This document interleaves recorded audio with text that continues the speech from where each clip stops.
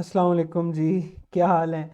आज हमारे साथ बड़े बहुत ज़्यादा दिल के करीब एक ऐसे गेस्ट मौजूद हैं जिनको यानी कि बचपन से मैं इनको जानता हूँ। एक मुसन्निफ़ भी हैं, शायर भी हैं, राइटर भी हैं और माशाल्लाह से गोल्ड मेडलिस्ट भी हैं। और सबसे ज़्यादा अगर आप ज़ाहिर है वीडियो देख रहे हैं एज अ क्रिकेट मतलब एंथुजियस्ट भी हैं। तो उस लिहाज से यानी कि मैंने अपने बचपन में जिसके साथ गली क्रिकेट खेली है ना, तो वो ये एक बंदा है और जिसको मैं एडमायर करता था स्ट्रेटजाइज स्ट्रेटजी के हवाले से, खेलने के हवाले से। तो रिजवान फैसल साहब आज हमारे साथ मौजूद हैं। मेरे कज़न भी हैं, दोस्त भी हैं, भाई भी हैं, सब कुछ ही हैं। ये ऑल इन वन है, ऑल राउंडर है तो रिजवान यार वेलकम, आ गए हो आज आप, टाइम निकाल लिए, थैंक बहुत यू शुक्रिया। Thank you thank you. तो कैसा चल रहा है भाई, क्या सीन चल रहा है? ये आज की न्यूज़ आई है लेटेस्ट। पहले मैंने ये सेगमेंट रखा हुआ न्यूज़ ऑफ द डे पे बात करते हैं, फिर जो मेन टॉपिक होगा ना उस पर करते हैं। तो न्यूज़ आज की जो लेटेस्ट न्यूज़ मैंने सुनी है कि इंग्लैंड के जो प्लेयर है ना, हम्म। क्या कहते हैं, जो एलेक्स हेल्स हैं। मैं एक मिनट लिस्ट निकाल लेता हूँ ताकि प्रिसीजन सही रहे। एलेक्स हेल्स, और जो उनका एक और प्लेयर है जेम्स विंस, और हम्म। लियम डॉसन है।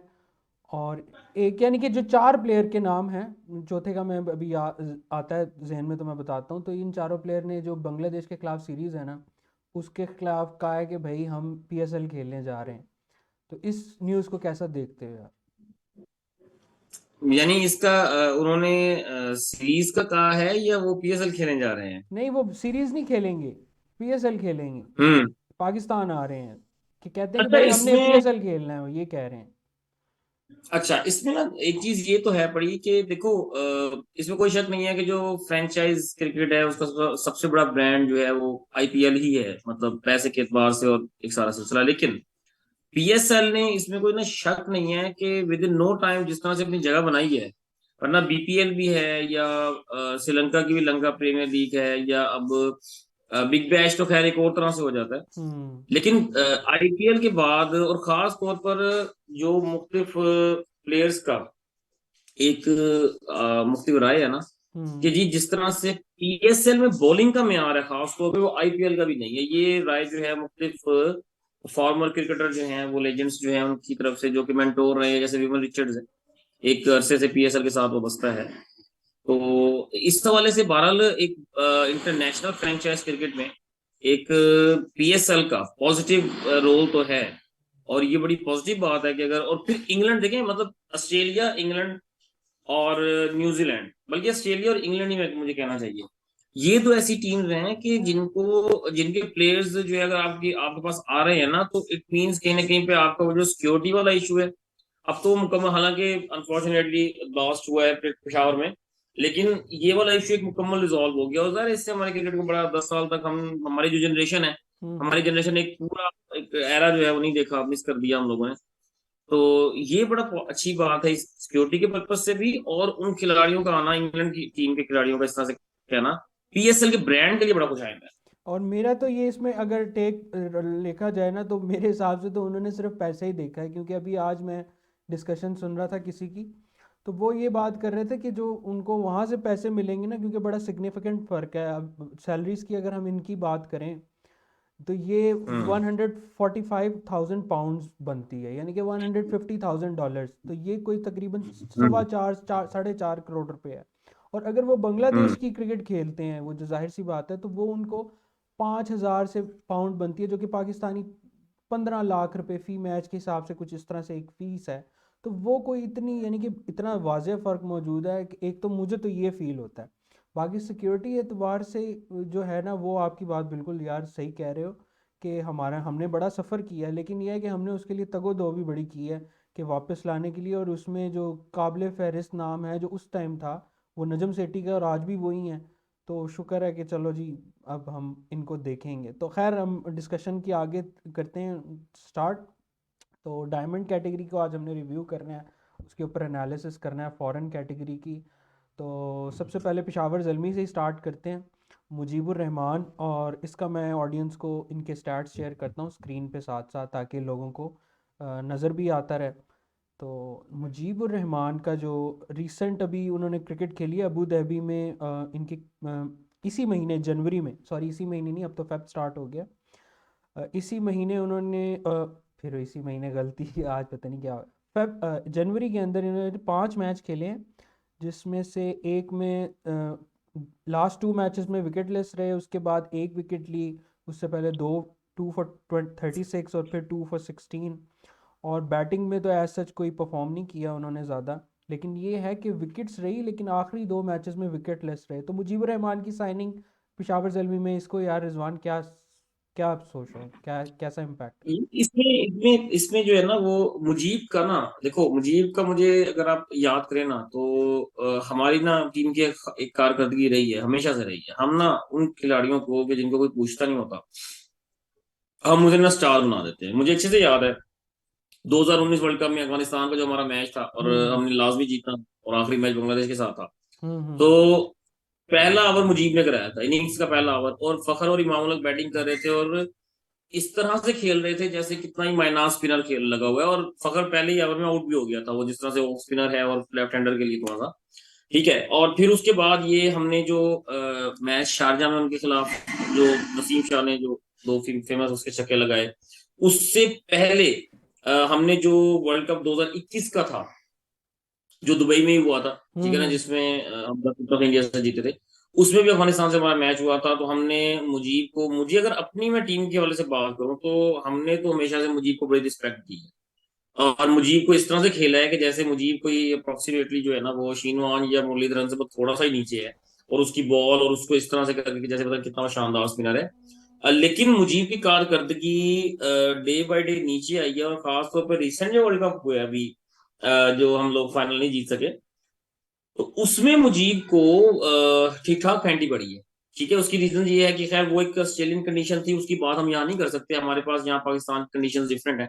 तो मुजीब जो है वो कहीं पर T20 में जो आपका ट्रैक है ना, कह लीजिए लाहौर का जो ट्रैक है वो निस्बतन थोड़ा सा स्पिनिंग का सपोर्ट करता है, लेकिन बाकी जो आपके ट्रैक्स हैं डिफरेंट सिटीज के, मतलब पिंडी है या कराची है या मुल्तान है, तो एक तो उसमें कोई बहुत ज्यादा उससे एज नहीं मिलने वाला, ठीक है। और दूसरा ये है कि ये यहाँ पर PSL पाकिस्तान का तो ब्रांड है, लेकिन पाकिस्तान की टीम तो जस्ट नहीं खेल रही ना, मतलब पूरे वर्ल्ड से प्लेयर्स आ रहे हैं।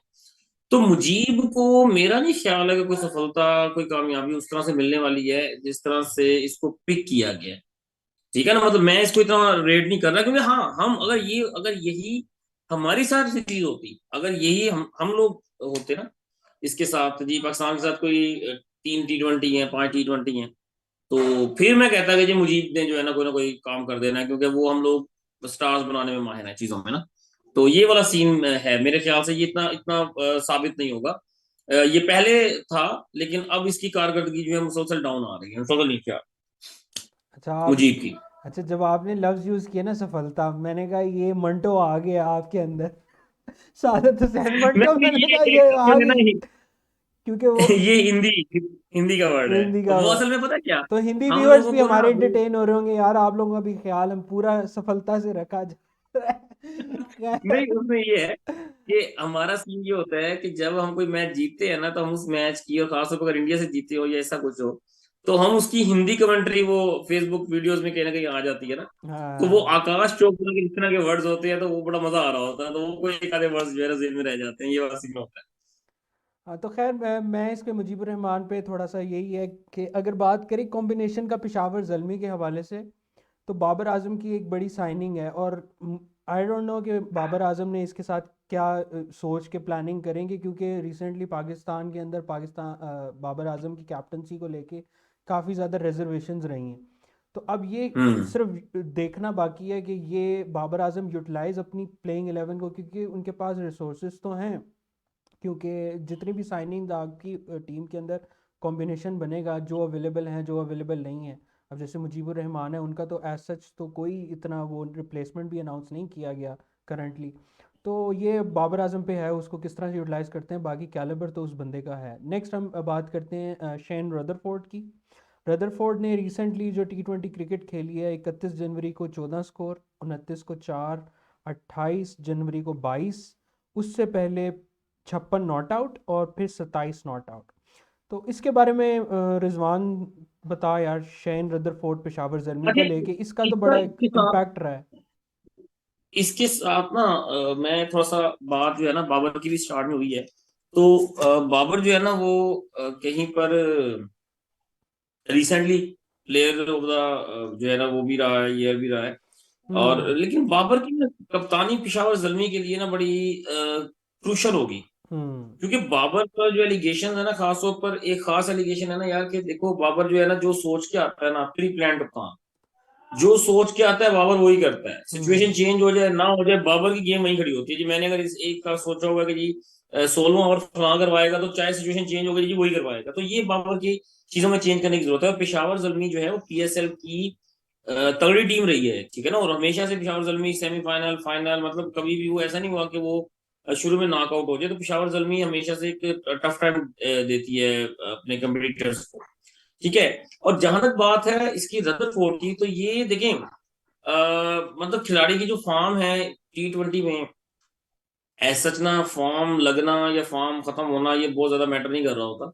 मतलब रिसेंटली हमारे खिलाफ कोहली ने जो पारी खेली थी और इंतहाई शानदार खेली थी, उससे पहले कहा जा रहा था जी कोहली तो फॉर्म में नहीं है। और हम्म। कोहली जो है वो आउट ऑफ फॉर्म डिफेंडर, और उसने इस तरह हमारे वो मैच हमारे साथ हमारे सामने से ले गया था, वो सीधी सी बात थी। हम्म। तो रदरफोर्ड की रिकवरी तो इतनी ज्यादा सीन नहीं चल रहा, मतलब बजाय वो 54 की मेरा ख्याल जो लास्ट 5 इनिंग्स है, सही है ना, ये रदरफोर्ड का 54 ये है उसने। कि लास्ट मैच में इसके 14 थे, उससे पहले जो मैच था फिर 4, उससे पहले 22, उससे पहले 56 नॉट आउट, उससे पहले 27 नॉट आउट। मतलब इतना बुरा वो नहीं चल रहा। हम्म। लेकिन ये खिलाड़ी ना पहले भी मेरा ख्याल पेशावर जल्मी के साथ ही रहा है, और इसने पेशावर जल्मी में काफी मिडिल ऑर्डर में अच्छा ये खेलता रहा है, ठीक है ना। मतलब मिडिल ऑर्डर में जिस तरह बालगत आपका बन जाता है, एक अच्छा कॉम्बिनेशन बन जाता है, ठीक है ना। जिस तरह मुल्तान के साथ हुआ था कि लो ऑर्डर में आके खुशदिल ओपनर विंस, ठीक है ना। तो मतलब हमारा एक अच्छा वो बन गया था, क्या कहते हैं, कॉम्बिनेशन अच्छा बन गया था। तो रदरफोर्ड जो है ये पेशावर के साथ तो खेलता भी रहा है, और फिर T20 में जिस तरह से उसके लास्ट 5 मैचेस हैं, तो 24 या 29 या 28 ये रीजनेबल स्कोर होता है T20 में, ठीक है ना। क्योंकि इतना टाइम नहीं मिल रहा होता, और खासतौर पर ये मिडिल ऑर्डर का बैट्समैन है। तो मिडिल ऑर्डर को इतना स्कोर ही, और स्ट्राइक रेट भी इसका मेरा ख्याल है कि बेटर है।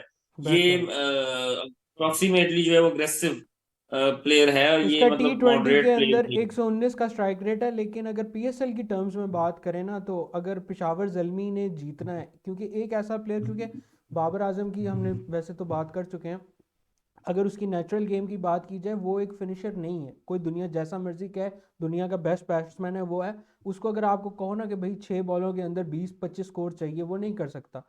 तो शेन रदरफोर्ड उस कमी को बिल्कुल पूरा करता है, क्योंकि अगर पेशावर जल्मी मैच जीतती है, क्योंकि at the end of the day जो चीज़ मैटर करती है वो एक जो बंदा एंकर कर रहा है वो मैटर नहीं करता। एट द एंड जो गेम फिनिश करता है वो मैटर करता है। एक एक बंदा जो एंकर कर रहा है वो 70 भी मार दे और फिनिश गेम ना कर पाए, तो ये वो सारी उसकी मेहनत के ऊपर पानी फिर जाता है। तो शेन रदरफोर्ड की प्रेजेंस मेरे हिसाब से बड़ी क्रूशल रहेगी इन अगर पेशावर जल्मी जीतती है। तो नेक्स्ट बात करते हैं हमारे अपने मुल्तान सुल्तान रायली रूसो। तो ये तो बिल्कुल हम्म। ही मतलब हमारे साथ फ्रेंचाइज क्रिकेट के अंदर पहले ये किसी और मेरे ख्याल उसके लिए खेलते थे, लेकिन जब से ये मुल्तान में आए हैं, मुल्तानी मिट्टी की कोई ऐसी कोई जादू है, और वो तो हम हमसे ज़्यादा कौन जान सकता है। 20 साल मैं रहा हूँ, आपने तो माशाल्लाह से सारी ज़िंदगी उधर ही हैं। तो रायली रूसो ने अपना बिल्कुल ही मुल्तान को अड्डा ही बना लिया यार, उसके बारे में क्या करोगे? उसका मैं लास्ट फॉर्म यार बता देता हूँ, फॉर्म नहीं लगी हुई उसकी। 23 जनवरी को मैच हुआ था, 1 स्कोर, उससे पहले 19, उससे पहले 1 नॉट आउट, उससे पहले 11, और फिर 0। यानी कि रिसेंटली इतना फॉर्म में नहीं है, बट हम दोनों को पता है कि वो क्या चीज़ कितना इम्पैक्ट लेके आते हैं टीम के साथ। यार मुझे अच्छे से याद है 2015 के वर्ल्ड कप में ना रॉय रोसो बड़ा मेन प्लेयर था साउथ अफ्रीका का ना, और वन डाउन ये खेल है। और कहीं ना कहीं पर इसने जिस मैच में मेरे ख्याल में इसने 100। फास्टेस्ट सेंचुरी है ना हाँ एबी हाँ डिविलियर हाँ की, हाँ, 30 गेंदों पर जो है, ऐसे ही। उसमें इसने और हार्दिक मामला ने ओपनिंग की थी, और दोनों ने 100 बनाया था। तो हम्म। ये बड़ा तगड़ा प्लेयर था इसका, और बड़ा इसने जो है ना वो पिंजा है हम लोगों को, मतलब बहुत सारे मैचेस में वर्ल्ड कप के। और हम लोग जब साउथ अफ्रीका जाते हैं, और आमतौर पर हम जाहिर है साउथ अफ्रीका जाते हैं तो मार ही खा के आते हैं, जीतने वाला सीन तो होता नहीं है हमारा। तो लेकिन ये है कि फिर ना एक तरफ वक्त आया था जब ये साउथ अफ्रीका टीम से ड्रॉप हो गया था। मतलब जब ये Multan Sultan 2000 I think so 19 में जो है ना, ये ऐसा था जैसे एक रिटायर्ड प्लेयर नहीं हो जाता कि यार अच्छा जिसने अपना कैरियर खेल लिया, फारिग हो गया, बस अब ये इस तरह से करके।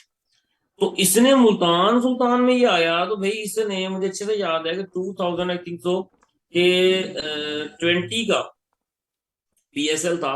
और इसने जो है ना मुल्तान में, मुल्तान क्रिकेट स्टेडियम में मैच था, और इसने कोई 45 या 50 गेंदों पे 100 किया। ठीक है। और मतलब बड़ा जबरदस्त इसने खेला था।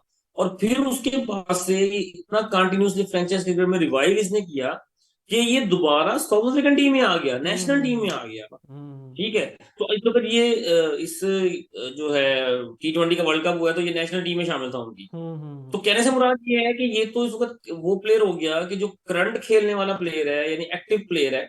और दूसरा ये है कि जिस तरह से इसका इसका जो खास तौर पर स्टाइल है ना मिड विकेट का, इधर डीप फाइन लेग या लॉन्ग ऑन का, मतलब इसका जो मजबूत एरिया है ना, फ्लिक करता है ये अक्सर बॉल हम्म को। फास्ट बॉलर को खास तौर पर ये बड़ा अच्छा खेलता है कि ये जो लेग, डीप फाइन लेग हो गया और ये मिड विकेट हो गया।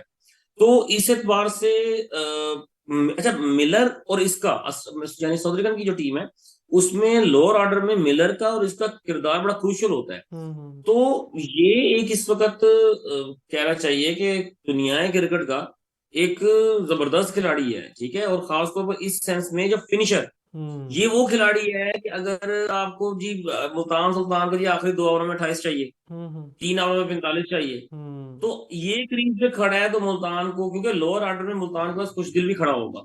ऐसा ही ठीक है है। ना, मतलब दरमियान में इसका एट द मेरे ख्याल से मिडिल ऑर्डर्स को लेकर और साथ में लोअर ऑर्डर के साथ फिनिशिंग, जो इसका हम्म रोल मैं टीम में देख कि मिडिल ऑर्डर के साथ मतलब अप्रोक्सीमेटली 8 to 14 ओवर्स तक आप जो है ना एक्सलरेट थोड़ा सा करते हो, विकेट भी बजाते हो, लेकिन फिनिशिंग जो है ना 15 या 16 से ऑनवर्ड फिर 20 तक चलते हो।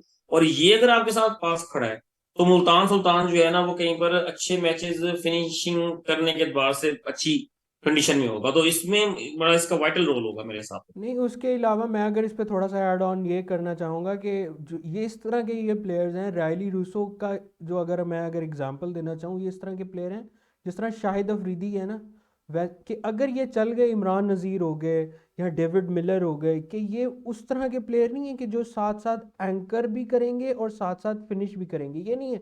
ये है कि भाई जिस दिन ये चल गए वो मैच साइड पे है। अगर फॉर एग्जांपल ये जब हम्म। अगर बैटिंग भी करने आता है और ये थोड़ा सा भी खेलेगा ना, तो ये जब छोड़ के जाएगा ना, तो वो इस तरह छोड़ के जाएगा कि आपको 12 स्कोर चाहिए और 24 गेंदें पड़ी हैं। तो ये तो एक किस्म की कोई बहुत ही कोई हम्म। थक्कड़ टीम हो जो हार जाएगी।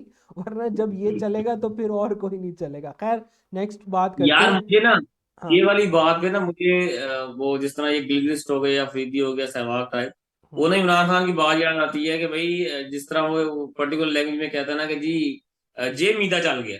राजद तो भाई मिनाज। जे मीदा चल गया तो बस फिर पे गल खत्म ना, फिर गल फिर दे घुमा के जे दे। मीदा चल खैर, नेक्स्ट बात करते हैं वो हम दोनों की दुखती रग पे, जो है ना एक किस्म का वो पकड़ने वाली जो रग हमारी है, वो है डेविड वीज़े। मैं तो लाहौर में था, फाइनल देखने गया था मुल्तान को स्पेसिफिकली सपोर्ट करने।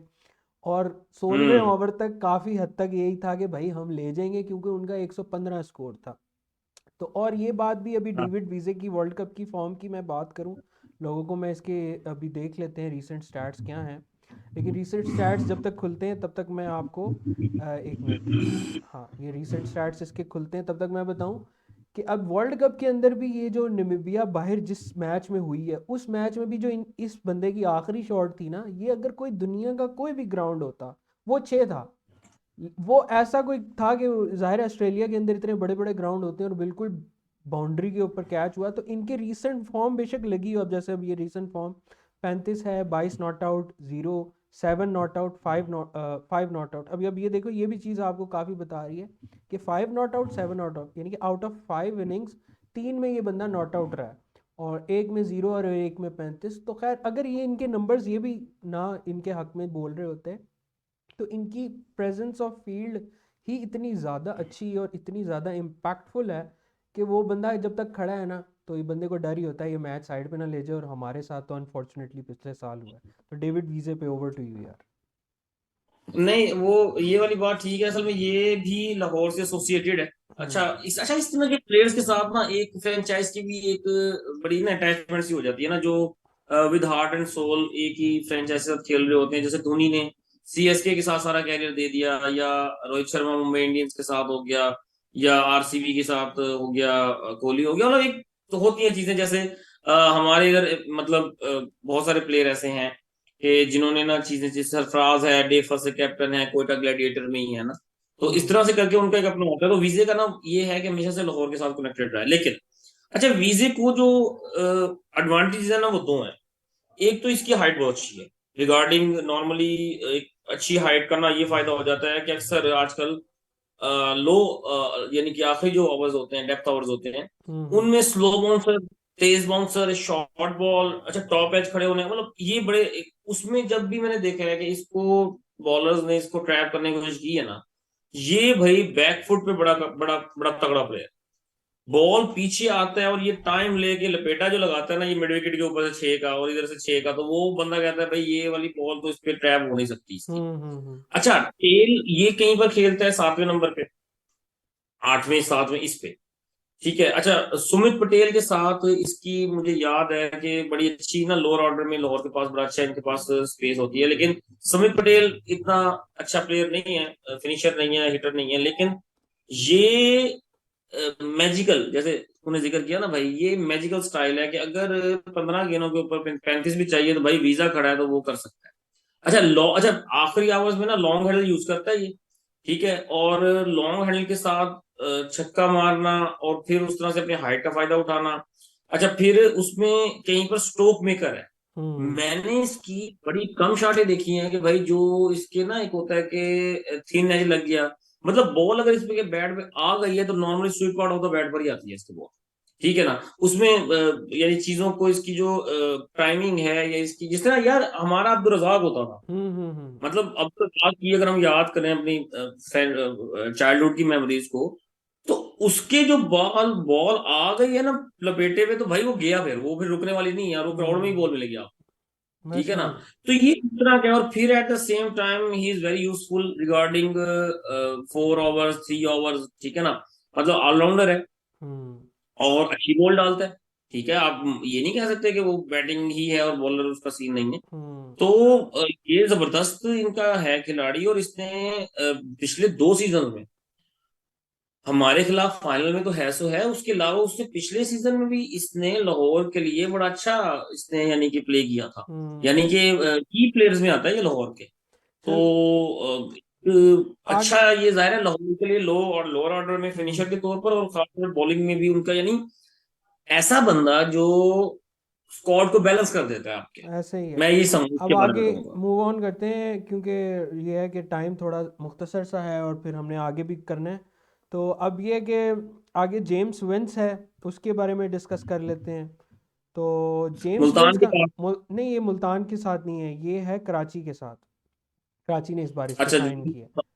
तो अब ये कराची। मुल्तान का, ये भी मेरा ख्याल है इसका इंग्लैंड का ओपनर रहा है, हाँ और हाँ, ये ये मतलब जो मैं न्यूज़ दे रहा था ना कि इंग्लैंड के कुछ प्लेयर्स जिसमें एलेक्स हेल्स है और जेम्स विंस भी, ये फुली अवेलेबल हैं उसके लिए, पीएसएल के लिए। तो हम्म ये इनका ये है कि ये फुली अवेलेबल है और ये मुल्तान सुल्तान के लिए भी खेलते रहे। मुझे याद है पिंडी में जो मैच था उसमें भी इसका एक किरदार था, जो हमने मैच जीता था जिसमें अफरीदी को मार पड़ी थी, एक ओवर में बड़ा मारा था। हम्म। तो जेम्स विंस उस टाइम ओपनिंग करता था या वन डाउन आता था।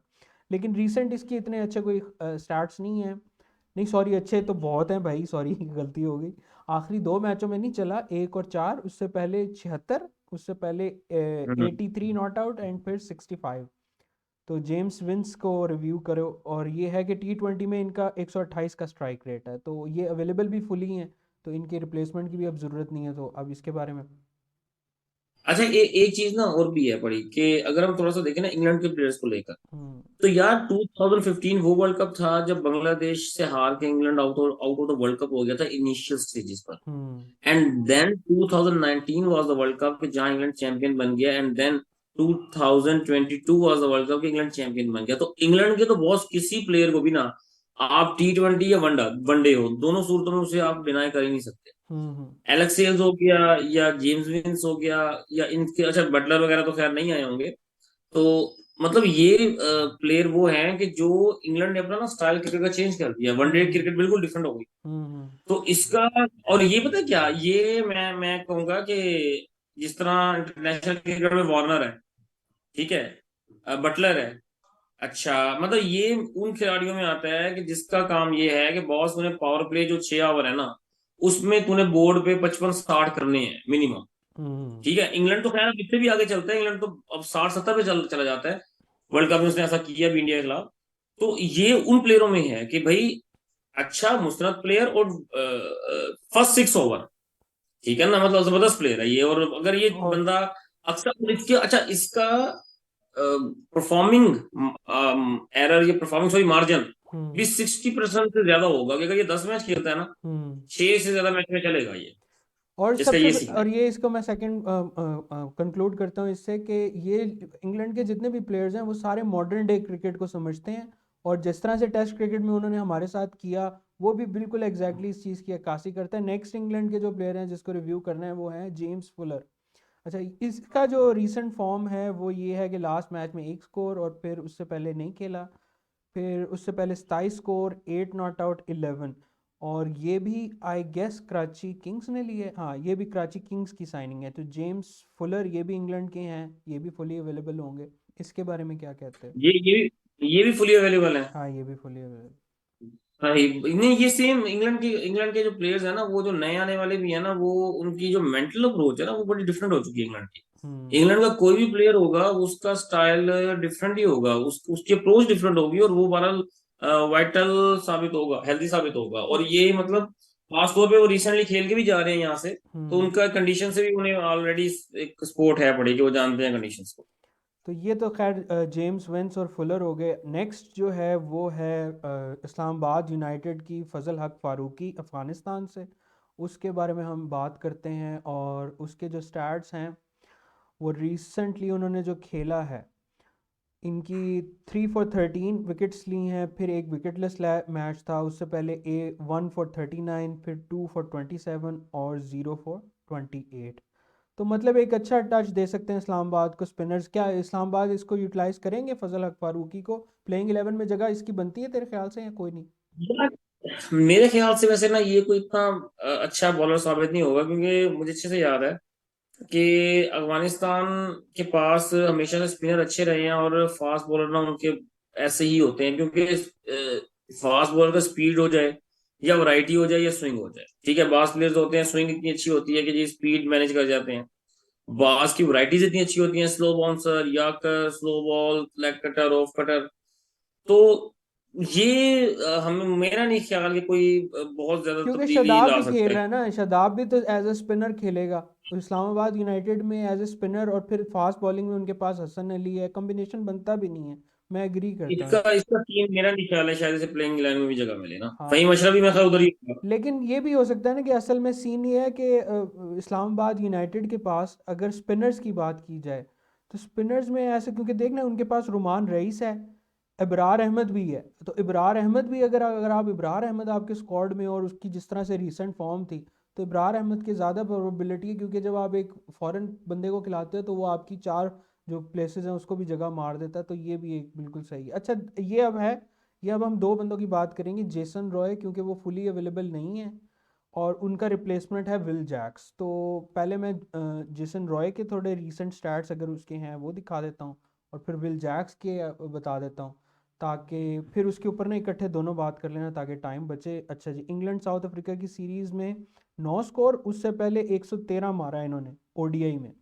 उससे पहले रॉयल्स का मैच था ईस्टर्न केप के साथ, 8 स्कोर, 21 स्कोर, 4 स्कोर। ये जेसन रॉय की बात कर रहा हूँ।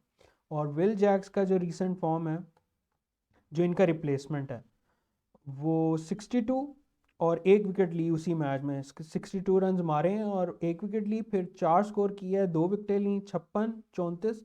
ये तो कंप्लीट पैकेज है।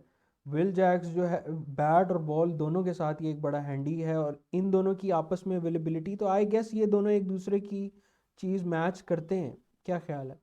कोयटा ग्लैडिएटर्स ने। जॉसन ये किसने, किस फ्रेंचाइज ने लिए? ये कोयटा ग्लैडिएटर्स ने लिया ना जेसन रॉय, और उसकी रिप्लेसमेंट है विल जैक्स।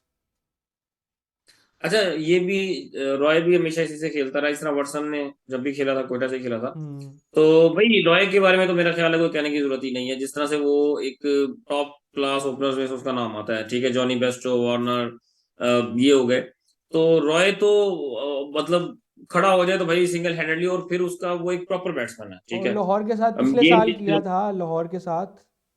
हाँ, तो वो तो एक है गेम चेंजर बंदा, ठीक है। बाकी विल जैक्स के जो स्टैट्स हैं वो इटसेल्फ कंप्लीट पैकेज है। तो ये चाहे विल जैक्स खेले या जैसन रॉय खेले, मेरा ख्याल है ये कोयटा पूरे टूर्नामेंट में इनको दोनों को खिलाएगा, यानी जब तक जैसन रॉय अवेलेबल हुआ वो, उसके बाद विल जैक्स विल पूरा जैक्स। टूर्नामेंट खेलेंगे। क्योंकि जेसन रॉय का मुझे ये याद पड़ता है, इसको ख़त्म करने से पहले ये बात करूं कि लाहौर कलंदर्स की दुनिया की बेस्ट बॉलिंग है। दुनिया की किस तरह, क्योंकि उनके पास हारिस रऊफ पेसर, फिर शाहीन अफरीदी शाहीन, पेसर, राशिद खान पेसर। और मुझे याद है जब ये बंदा यार धो रहा था ना, तो मैं देख रहा था कि यार दुनिया की उसने ऐसे अकेला, अच्छा खड़े खड़े खेल रहा था।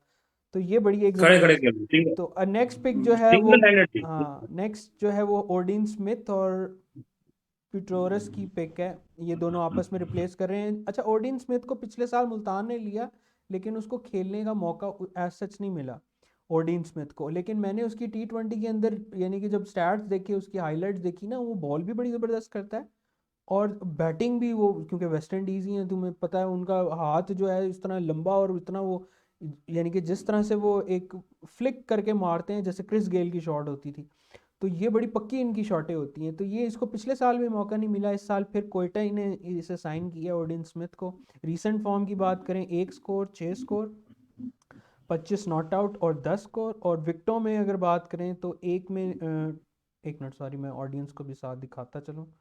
ये ओडिन स्मिथ की मैं स्टैट्स दिखा रहा हूँ, 2 for 27, फिर विकेटलेस, उससे फिर पहले विकेटलेस फॉर 7, और फिर 3। यानी कि आप इसकी बॉलिंग के अंदर अगर आप देखो तो कंसिस्टेंटली, अगर विकेट नहीं भी लेके दे रहा तो आप देखो 0 for 16, 0 for 7, यानी कि इकोनॉमिकल बॉलर। और अगर विकेट लेके दे रहा है फिर तो वो तो 3 लेके दे रहा है, 2 लेके दे रहा है। तो ओडिन स्मिथ और प्रिटोरस जो है वो तो है ही, यानी कि उसका तो है ही, इम्पैक्ट है ही है। तो इसके बारे में क्या कहते हो, दोनों के बारे में? नहीं, ये किसने लिए है, किस फ्रेंचाइज के पास है? कोयटा ग्लैडिएटर्स की हैं दोनों। अच्छा, कोयटा के पास है। नहीं, ये भी जो जिस तरह से इसके स्टैट्स चल रहे हैं ना, और क्योंकि देखिए T20 में दो चीजें होती हैं कि बॉलर अगर विकेट नहीं लेके दे रहा है तो T20 में तो अगर वो यानी 16-17 से मुराद है, रन बॉल भी नहीं जा रहा वो, हम्म। रन बॉल भी हो तो 24 बनते हैं। तो T20 के बाद से तो वो इतना सस्ता बॉलर तो मिलने से रहा आपको, ठीक है ना। और फिर हिटिंग में जिस तरह से वेस्ट इंडीजियों का एक स्टाइल है कि वो उनमें से सुनील नारायण जैसा भी जो है ना बॉलर भी बाद में बैट्समैन बन गया था उनका, due to their particular style और due to their particular way of cricket, ठीक हम्म। है। तो ये कोयटा के पास बहरहाल हमेशा से ना फॉरनर अच्छे होते हैं, यानी पहले वाटसन होता था, पीटरसन होता था, उसके बाद जेसन रॉय हो गया, मतलब वो इस तरह से बंदे लेते हैं कि जो गेम चेंजर हो, यानी प्रॉपर गेम चेंजर हो। कोयटा इसको फोकस करता है। ऐसे ही है। तो ये थी हमारी आज की लिस्ट, आई होप कि सबको पसंद आया होगा।